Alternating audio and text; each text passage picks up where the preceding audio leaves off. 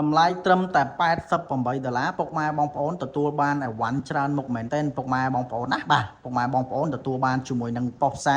បាទຂະຫນាតកដាលនេះមួយដែលមានកម្លាំងខ្លាំងមែនទែនពុកម៉ែបងប្អូនណាបាទកម្លាំងវា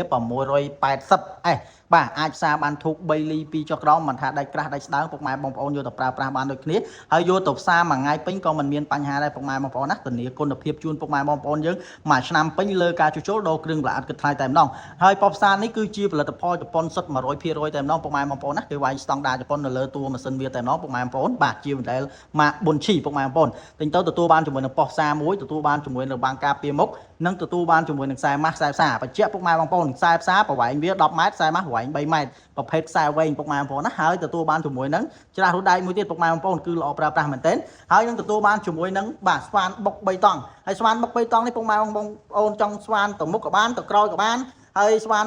ធម្មតាក៏បានស្វានលេខបុកក៏បានស្វានបុក8ក៏បានដែរពុកម៉ែបងប្អូនណាល្អប្រើប្រាស់មែនទែនផ្លែទៅមួយសេតតែម្ដងហើយមានក្បាលតយកទៅសម្រាប់ធ្វើការចោះឈើចោះដៃទៀតល្អប្រើប្រាស់មែនទែនពុកម៉ែបងប្អូនបាទហើយទទួលបានជាមួយនឹងម៉ូទ័រស្វានបាញ់វិសទំហំ10លីមួយទៀតពុកម៉ែបងប្អូនណាបាទហើយម៉ូទ័រកាត់ហើយម៉ូទ័រកាត់នេះបាទជា model ម៉ាក Bunchi ដូចគ្នាបាទផលិតផលជប៉ុនសុទ្ធទាំងអស់តែម្ដងពុកម៉ែបងប្អូនណាបាទហើយ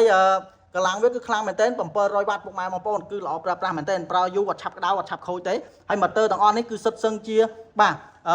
ដុំភ្លើងស្ពាន់នៅខាងក្នុងទាំងអស់តែម្ដងពុកម៉ែបងប្អូនណាធានាគុណភាពជូនពុកម៉ែបងប្អូនយើងទាំងអស់គ្នាតែម្ដងបាទហើយម៉ូទ័រកាន់នេះយើងថែមផ្លែជូនទៅមួយសេតមួយកំផ្លេតែម្ដងពុកម៉ែបងប្អូនណាបាទបញ្ជាក់ពុកម៉ែបងប្អូនធានាគុណភាពជូនពុកម៉ែបងប្អូនមួយឆ្នាំពេញលើការជួសជុលដូរគ្រឿងប្រឡាក់គិតថ្លៃតែម្ដងសម្រាប់ពុកម៉ែបងប្អូនណាចង់បានធ្វើការរួចរាន់ដាក់បញ្ជាទិញឬក៏ឆាតចូល page ដើម្បីសួរព័ត៌មានបន្ថែម